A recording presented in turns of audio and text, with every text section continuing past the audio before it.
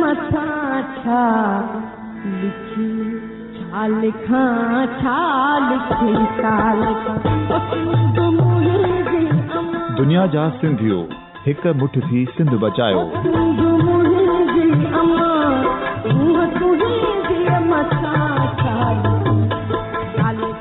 सिंध जो क़ौमी आवाज़ radio voice of Sindh London.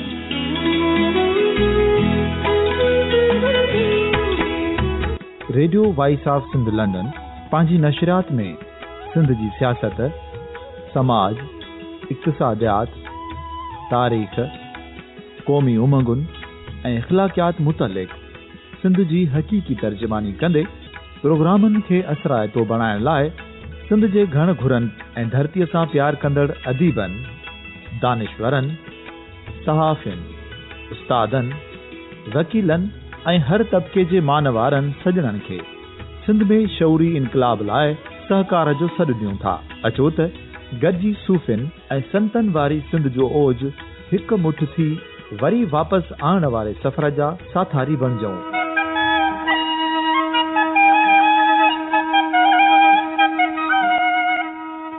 हिकु नए सुबुह जी शुरूआत जो पड़ाॾो घर घर, ॻोठ ॻोठ ऐं शहर शहर ताईं पहुचायो। शाल सिंध आबाद ऐं ख़ुशहाल थिए, सिंधी माण्हू सुखियो ऐं सताबो थिए।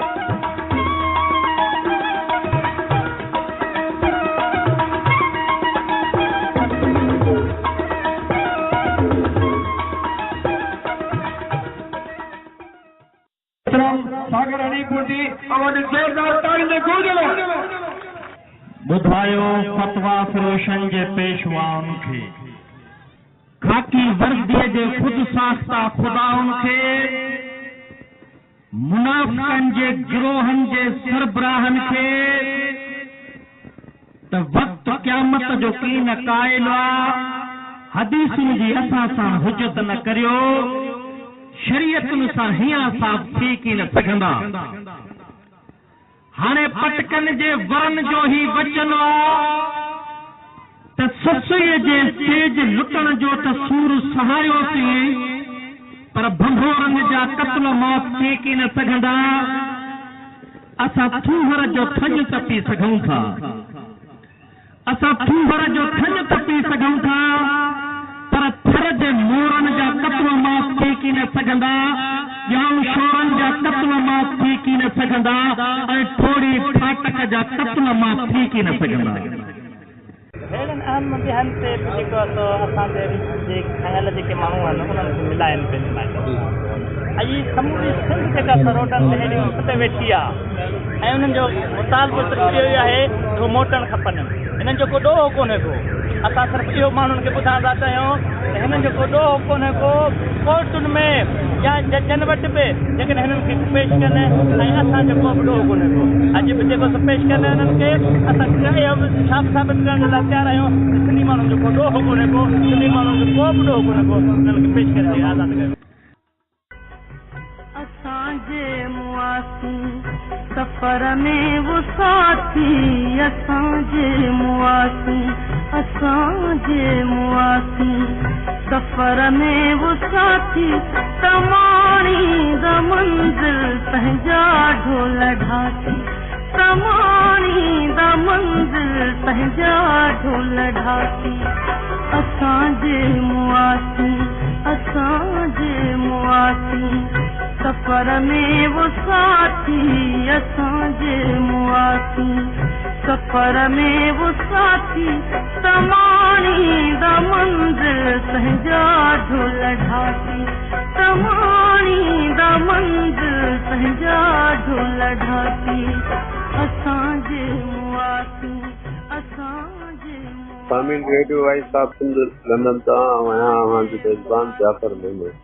अवां खे सामीन जो इतला ॾींदी असांखे है थी दोस्त थिए थो, दुख थिए थो ऐं पूरी सिंध यकीनन हिन ख़बर सां मसोड़ियल आहे त असांजो साथी साईं जीएम सैयद जो पैरोकार सागर हनीफ गुरजी जेको किताब लतीफ़ ॿुधाए जे शेरनि जो तमामु घणो वर्जा कंदो हो पंहिंजे ॻाल्हियुनि में, पंहिंजे दौरान लतीफ़ ॻाल्हि सवा हुई हली न सघंदो हो। हर क्षेत्र में हर ॻाल्हि में केॾा राति पढ़ंदो रहंदो हो। उहा सिंध खां विकिरी वियो आहे। वक़्तो दिलि जो दौरो करण सबबु असांजे इस्लाम बर्बाद करे वियो आहे। ऐं हींअर सागर में तुर्कीअ जो साथी क़ौमी महाज जे वाइस चेयरमैन ऐं डॉक्टर नियाज़ कलानी असां सां गॾु आहे। डॉक्टर साहिबु तव्हांखे रेडियो वाइस साहिब असां हिन दुख भरियलु घड़ियुनि में पहुचा। तव्हां छा चवणु चाहियो था सागर जे विछोड़ जे हवाले सां? असां क़ौमी महाज जा कारकुन रेडियो वाइस साहिब लंडन जा पढ़िया आहियूं। हिन दुख जी घड़ी में असांजे मुल्क खे असांजे दोस्त साथी खे जेको आहे हुनजे अमल खे हुनजे किरदार खे सॼी दुनिया में पहुचाइण लाइ पंहिंजो किरदार अदा कयो आहे। मां रेडियो वाइस साहिब लंडन जा पढ़िया सभु हमेशह शायदि बि दौर खां वठी क़ौम सियासत सां ख़ुशूसी तौर ते जेको आहे त शामिल रहियो, हुनमें एक्टिव रहियो। ऐं नौकरी जे दौरान हुन मुख़्तलिफ़ अदनि ते उमरकोट में बदीन में गुज़ारण दौरान रियासती अदालत खां जेको आहे हुन तशद्दुद बर्दाश्त कयो। जेलनि में जेको आहे क़ौमी मक़सद ख़ातिर जेलनि में वियो। हिन कॾहिं बि आड़ न ॻोल्ही ऐं ख़ासि तौर ते साईं जी एम साहिब जी फिक्र जी कामयाबी लाइ हू शहीद बशीर ख़ान कुरैशी सां मुसलसल देर ताईं शहीद बशीर ख़ान हाराया थो उते ई संदसि सफ़र जो साथी रहियो। हुन खां पोइ बि पंहिंजे अमल में मुसलसल इहा ख़्वाहिश इहो तरीक़ो हुयो त कंहिं सूरत में सिंध में ऐं जीअं पंहिंजो फिक्र न फ़क़ति फैलिजे पर उहो कामयाब थी थिए। हिकिड़ा क़ौमी तहरीक में तमामु घणा कारकुन अहिड़ा बि आहिनि जेके जज़्बात जे बुनियाद ते क़ौमी तहरीक सां लाॻापी ईंदा आहिनि के ज़माने हाल लाॻापी ईंदा आहिनि। पर हीउ अहिड़ो शख़्स हो जेको शौरी तौर ते सोचे सम्झी पढ़ी लिखी ऐं पोइ क़ौमी तहरीक सां जेको आहे हुन पंहिंजो लाॻापो रखियो। ही ख़ासि तौर ते साईं जे किताबनि ऐं जीअं जागरत थी सघे रिसाले जो असां दरे कटे हिनखे आख़िर चवंदा हुआसीं कि पंहिंजी हर तस्वीर में ॻाल्हि थी सघे बेतन मार्फती साईं जीअं पंहिंजे प्रोग्राम खे अवाम खे ॾाढो चिटो ज़ाहिर अहिड़े तरीक़े सां कंदो जो आम माण्हू खे सम्झण में तमामु आसानी थींदी ऐं हू सहूलियत सां साईं जीअं पंहिंजो फिक्र शहादती सम्झी ईंदा। इहा हिन में तमामु मुंहिंजी ख़ासियत हुई त तक़रीरुनि जे ज़रिए ही शहादती जेको क़ौमी जेको किरदारु आहे क़ौमी जेको फिक्र आहे उनखे उन तरीक़े सां ई पेश कंदो जेको हक़ीक़ी फिक्र आहे शहादती जो।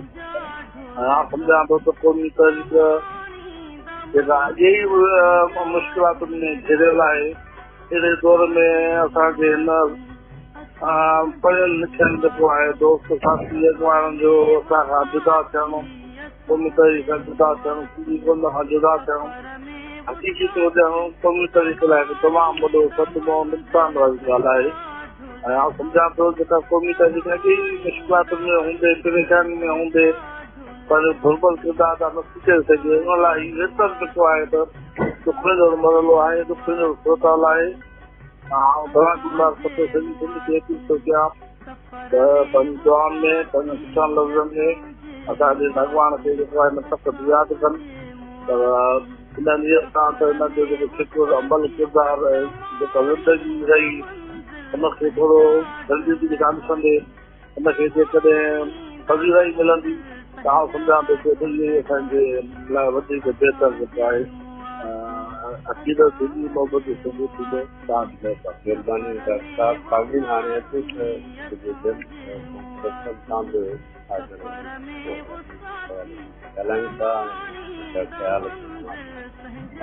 रियाज़ अली चांडियो चेयरमैन GS महाज जो सुबुह ई असांजे लाइ दुखदायक इहा ख़बर हुई त असांजी क़ौमी जदोजहद जो साथी लतीफ़ जो पारखू पंहिंजे बालकपणे खां वठी जदोजहद कंदड़ हनीफ सागर बुर्जी दिल जो दौरो थियो ऐं हार्ट अटैक में उहो फोत थी वियो। वाह, ख़बर ई जेका मूंखे दोस्तनि ॾिनी। हनीफ सागर जे लाइ एडवाइस ऑफ सिंध लंडन जे तवसुल सां सॼी सिंध जे सिंधियुनि सिंध वासियुनि खे ॿुधाइण थो चाहियां त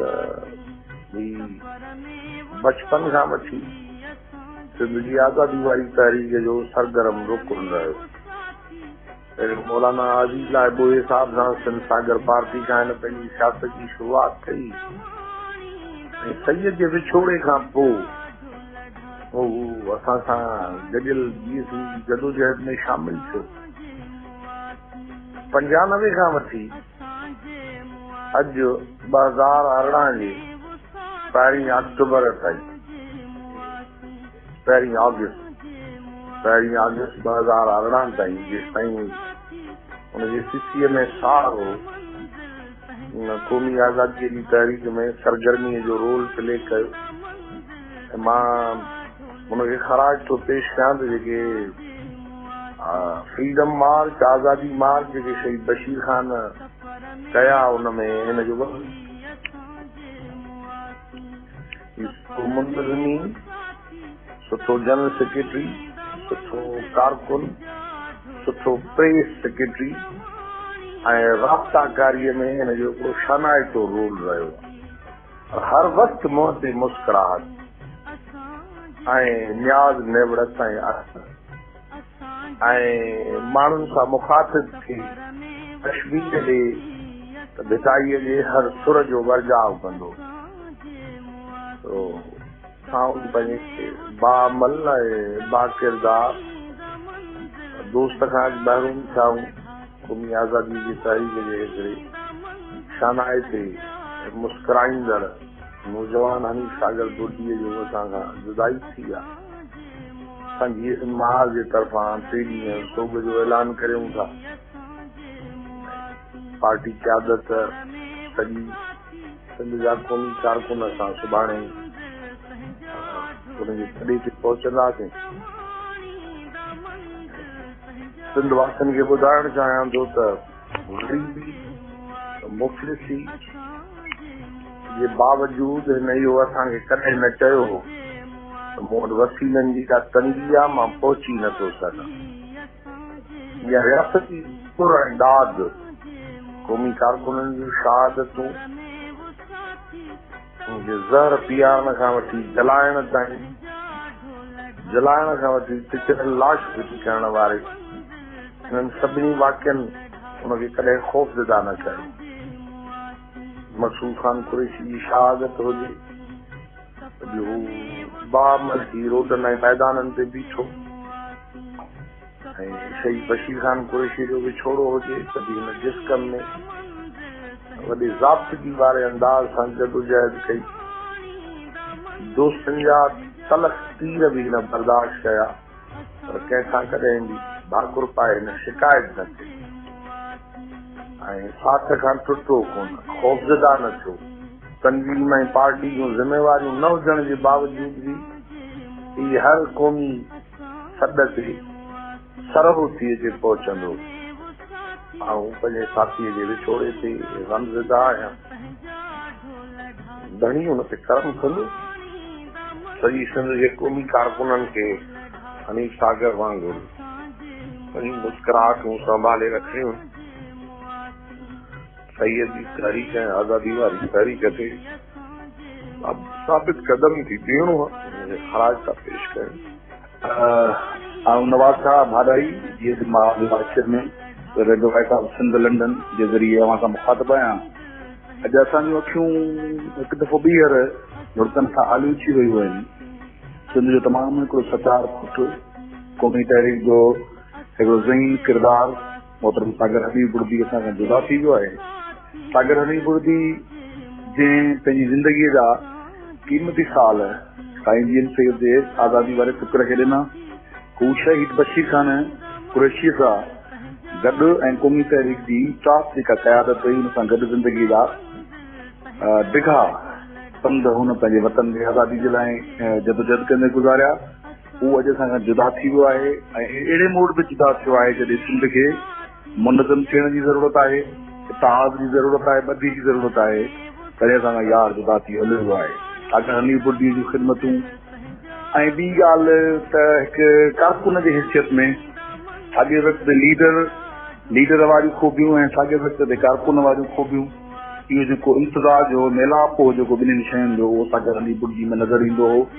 हिकु अणथक महिनती वर्कर, बहादुर, वतन दोस्त, साईं जिन साहिब जे फ़िक्र खां इश्क कंदड़, हर वक़्तु ट्रैक ॾींदड़, मुर्कूं विचरींदड़, पंहिंजाइप ॾींदड़, प्यार ॾींदड़, भाकुरनि में भरींदड़, लतीफ़ जो पारखू ऐं बहितरीन आवाज़ जो मालिक, बहितरीन कमटेर, बहितरीन मुक़रर, इहे सभु सलाहियतूं सागर हनीफ बुर्दी जे ज़ात में समायल हुयूं।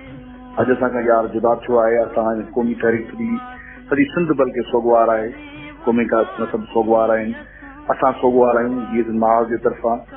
असां सागर हनीफ बुर्दी जे लाॾाणे ते सख़्तु ॾुखारा आहियूं, खेसि ख़राज तस्लीम पेश करियूं था ऐं क़ौमी कारकुननि जे लाइ इहो पैगाम आहे त सागर हनीफ बुर्दी वांगुरु पंहिंजी ज़िंदगी गुज़ारियो, मुल्कंदे टहक ॾींदे बहादुरी सां हिमत सां हर मुक़ाबिलो कयो, हिन फ़िक्र ते ॼमी पियो, घण तरफ़ा मोर्चा संभालियो, अदब, आर्ट, शाइरी सभिनी शयुनि हिकु खणी हलो, ज़िंदगी ईअं ई गुज़ारो जीअं सागर हनीफ बुर्दी गुज़ारे वियो। ऐं सागर हनीफ बुर्दी जो विछोड़ो क़ौमी तहरीक, सॼी क़ौमी तहरीक जो नाक़ाबिले ख़िलाफ़ी निशान आहे, जंहिं ते असां दिली तरह रंजीदा आहियूं। ऐं हुनजे लाइ इहा दुआ न घुरंदुसि त हुनखे जन्नतुल फिरदौस अता थिए, छो त अहिड़ा माण्हू जन्नतनि ऐं इन्हनि सभिनी शयुनि खां मथां थींदा आहिनि, त भले किरदार में ॿीहर ई के जन्नतूं जोड़े वेंदा आहिनि। सागर हनीफ बुर्दी खे असीं सभिनी ताईं यादि रखंदासीं। रियाज़ खान जो कोई नेशनल डेमोक्रेट पार्टी जो रिसर्जमान वाइस ऑफ लंडन खे इहो चवंदुमि त मां हिकु नंढड़ो क़ौमी कारकुन आहियां, जेतोणीकि सागर हनीफ बुर्दी जो किरदारु तमामु वॾो हो, जेके आउं एतिरो चवंदुसि त सिंध सैद ऐं शाह बिताई जे आशिक़ क़ौमी तहरीक जो बि चिमकंदड़ तारो हो। सागर हनीफ बुर्दी जो विछोड़ो यकीनन हिकु वॾो खाल आहे जेको सभिनी ताईं भरिजी न सघंदो। असां सभिनी जूं अखियूं अश्कदार आहिनि। असां पूरी क़ौमी तहरीक, दोस्तनि, साथियुनि ऐं संदसि घर भातियुनि, असां दुख में बराबरि जा शरीक आहियूं। महिरबानी। सामिन, सागर हनीफ बुर्दीअ जे ओचिते लाॾाणे जे हवाले सां मुख़्तलिफ़ क़ौमी अॻुवाणनि जा असां ख़्याल मां ताईं पहुचायासीं।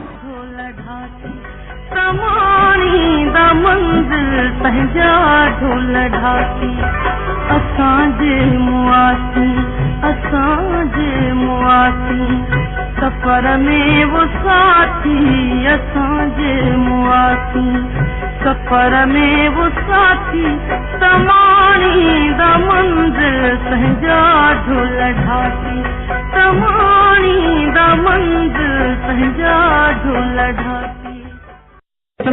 सागर हनीफ बुर्दी आवाज़ ज़ोरदार तालियुनि जे गूंज में ॿुधायो फतवा फिरोशन जे पेशवाउनि खे, खाकी वर्दीअ जे ख़ुदि साख्ता खुदाउनि खे, मुनाफ़िक़नि जे गिरोहनि जे सरबराहनि खे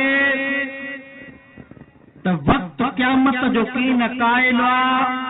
हदीसुनि जी असां सां हुजत न करियो, शरीयतुनि सां हियां साफ़ थी की न सघंदा। हाणे पटकनि जे वरन जो ही वचन आहे त ससुईअ जे सेज लुटण जो त सूर सहायोसीं, पर भंभोरनि जा कत्ल मौत थी की न सघंदा। असां थूहर जो थञ तपी सघूं था, असां थूहर जो थञ तपी सघूं था, पर थर जे मोरनि जा कत्ल मौत थी की न सघंदा, ॼाऊं शोरनि जा कत्ल मौत थी की न सघंदा, ऐं थोड़ी फाटक जा कत्ल मौत थी की न सघंदा। मां इन अमलनि खे गुज़ारिश कंदी पंहिंजा ॿार संभालियो, ख़ासि करे संस्कार सुम्हणे जा जेके जिननि जा बच्चा हननि खे वेहनि ई नथा। अॼु 17 अक्टूबर है ऐं इंतहाई संजीदा ॾींहुं आहे अॼो कॾहिं हिते सिंध जा 5 कूंभर कुठा विया हुआ यकीनन असां उन्हनि जा वारस आहियूं असां उन्हनि जा मालिक आहियूं उन करे उन्हनि जे शहादत जे हवाले सां जेको अॼोको मेड़ाको आहे असां समूरनि खे संजीदा ई थियणो खपे यादि रखे छॾियो त शहीद जेके हूंदा आहिनि उहे पंहिंजे दौर जा शाहिद हूंदा आहिनि पंहिंजे दौर जा गवाह हूंदा आहिनि हा मां इएं चवां त हू नरगो पंहिंजी क़ौम जी सूंह पर पंहिंजे वतन वारनि जा सूंह हूंदा आहिनि दब ॾेखारण वारा हूंदा आहिनि ईअं न सम्झो त के शहीद ख़तम थी विया ईअं न सम्झो शहीद मरी विया हा अॼु शहीदनि जे हवाले सां हेॾो सारो मेड़ाको जो ही पढ़ी जंहिंजूं हेतिरियूं सारियूं न्याणियूं जंहिंजे लाइ कंहिं चयो आहे जिए जिए सिंध सदाई मुंहिंजी अबाणी जंहिंजी हर न्याणी बख्तावर जो रूप अॼु हेॾे सारे तइदाद में हिते मौजूदगी ॼण त सबूत आहे त शहीद ज़िंदा हूंदा आहिनि मुतहरक हूंदा आहिनि पर केतिरे माण्हुनि खे मुतहरक करण जो सबब हूंदा आहिनि अॼु असांखे हिते आणण में जेको बि तहरक ते वरितो वियो आहे उन्हनि में शहीदनि जो रक्त जो तहरक शामिल आहे मां तव्हांखे ॿुधायां त ख़ुदि ख़ुदा पाक पंहिंजे क़ुरान शरीफ़ में शहीद जी अज़मत बयान कंदे चयो आहे त शहीद ज़िंदा हूंदा उन्हनि खे मोल न सम्झो ऐसे बि चयो वियो आहे त शहीदनि खे ख़ुदा फरमाए थो मां खाधो बि पहुचाईंदो शहीद एॾी अज़मतुनि वारा हूंदा आहिनि जो हक़ीक़त में क़ौमुनि जे लाइ इंतिहाई फ़ख्र जो सबब हूंदा आहिनि अॼु मां हिन मौक़े जो फ़ाइदो वठंदे जीअं त असांजो हिते न्याणियूं वेठियूं आहिनि मां हुननि खे बि सम्झायां थो ॿुधायां थो अॼु शहीद जे हिन क़ौमी ॾिहाड़े ते तव्हांजो हिते मौजूद हुजणु हिते अचणु तारीख़ में नंढी ॻाल्हि न अथव तव्हां पंहिंजो किरदारु अदा कयो आहे ऐं यकीनन सिंध जी तारीख़ में अॼोको ॾिहाड़ो फरीदनि में शहीद बशीर खान कुरैशी जौन में तव्हांजो हिते अचणु मुंहिंजे हिन न्याणियुनि जो तमामु वॾो किरदारु लिखियो वेंदो हीअ ॻाल्हि तव्हां ॿुधो त सिंध जी औरत सिंध जी न्याणी जेकॾहिं बाशऊर थी पवे सिंध सां पंहिंजो नातो ऐं नींहं ॻंढे छॾे त यकीन ॼणो सिंध खे आज़ादीअ में घणो वक़्तु नथो लॻी सघे हा जॾहिं सिंध आज़ाद हुई तव्हांखे ख़बर हुजणु खपे सिंध में आज़ादीअ जा जेके सबक़ ॾिनल आहिनि उहे सिंध जे नौजवाननि खे सिंधी जे अमरनि ॾिना आहिनि ऐं तव्हां ॿुधो हूंदो ही आबदा परवीन जो गीत बि तव्हां ॿुधो हूंदो ऐं सिंधी माण्हू पंहिंजे बचड़नि खे पंहिंजे औलाद खे लोलीअ तौर जो गीत ॿुधाईंदियूं आहिनि त शल घोट थिए अणमोट थिए तव्हांखे ख़बर हुजे खपे औलाद जे घोट थियण जी ख़्वाहिश हर माउ खे हूंदी आहे अणमोट थियण जी ख़्वाहिश मां साबित थो थिए त सिंध जी माउ सिंध जी औरत न रुगो बहादुर हुई पर बाशऊर बि हुई हुनखे ख़बर है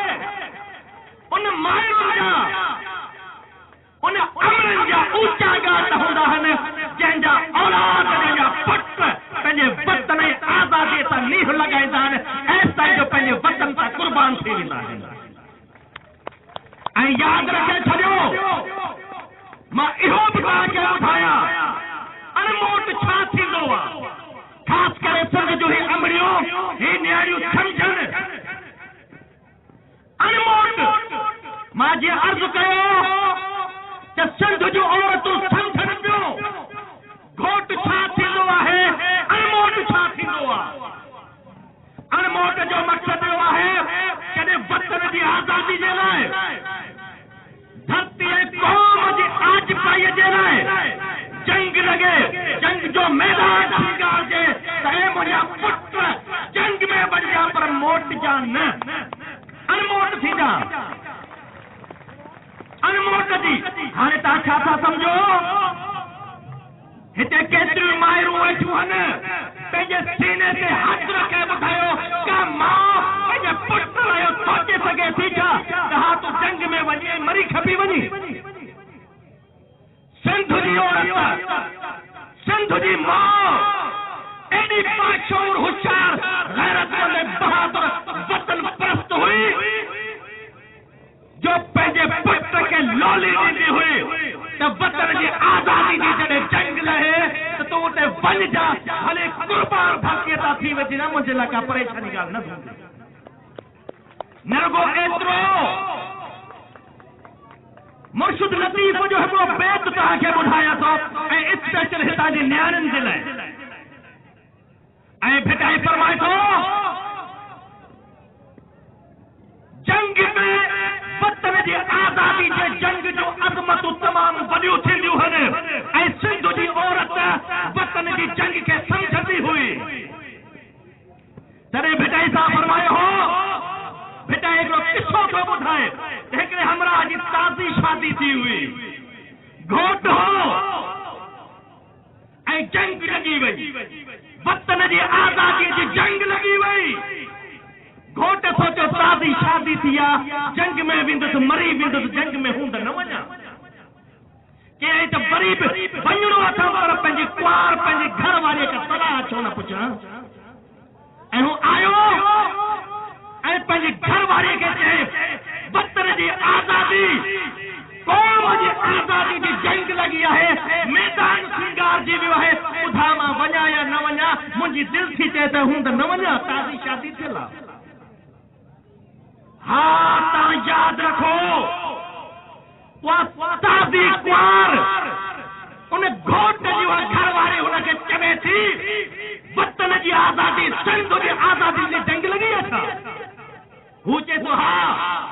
तॾहिं औरत चवे थी तूं ज़रूर जंग ते वञ, घोट चवे थो मरी वेंदुसि, हा कुंवार चवे थी हा वतन जी आज़ादी जे लाइ जेकॾहिं शहीद थी वञे मूंखे रोमण क़बूल आहे, पर तुंहिंजो जंग मां घर वेहण बर्दाश्त न आहे।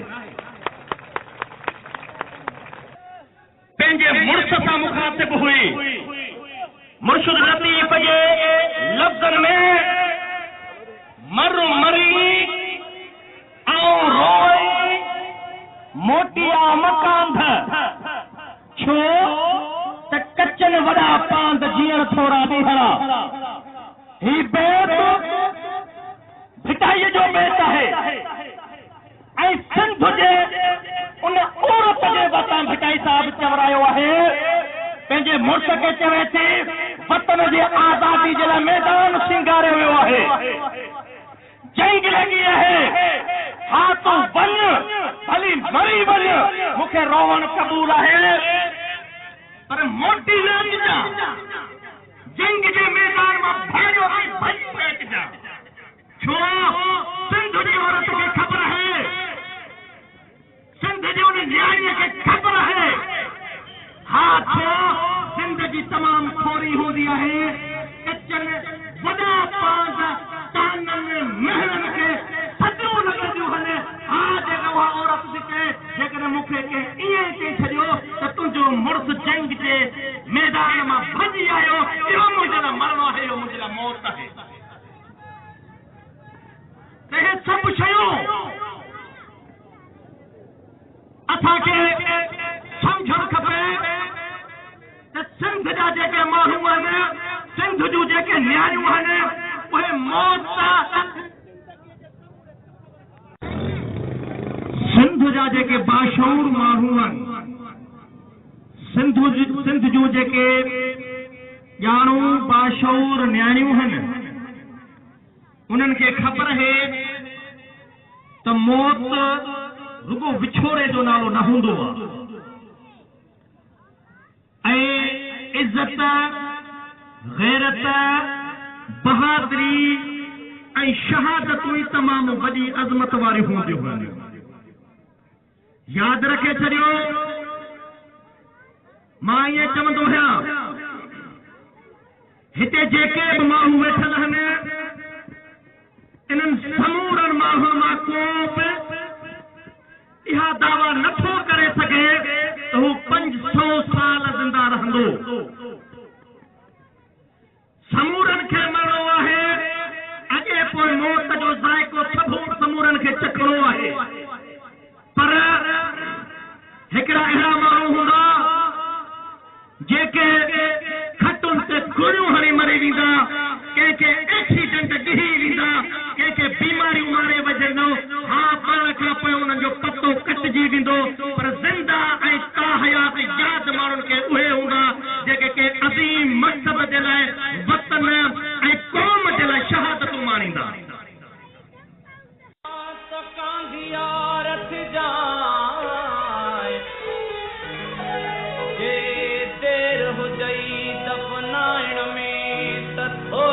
तरस जाए और वंदा खान ले अजीज भली तू न रोई जाए, उते लोड़ लट जाए पिरी पैदल पेरन जॾहिं हिन दुनिया मां गुज़ारे वेंदासीं, जॾहिं हिन दुनिया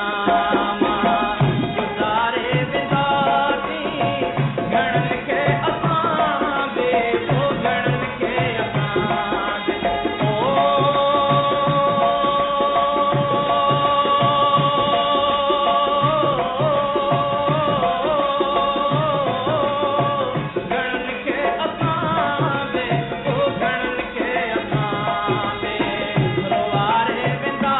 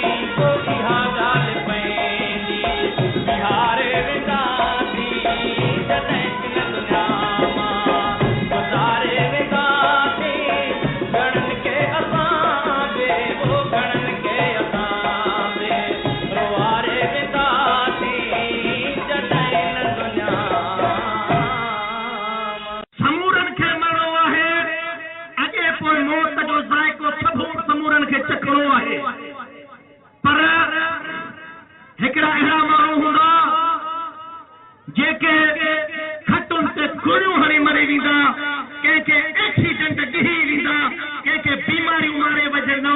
हा, पाण खां पोइ उन्हनि जो पतो कटिजी वेंदो, पर ज़िंदा ऐं ताहयात यादि माण्हुनि खे उहे हूंदा जेके के अज़ीम मक़सद जे लाइ वतन ऐं क़ौम जे लाइ शहादतूं माणींदा।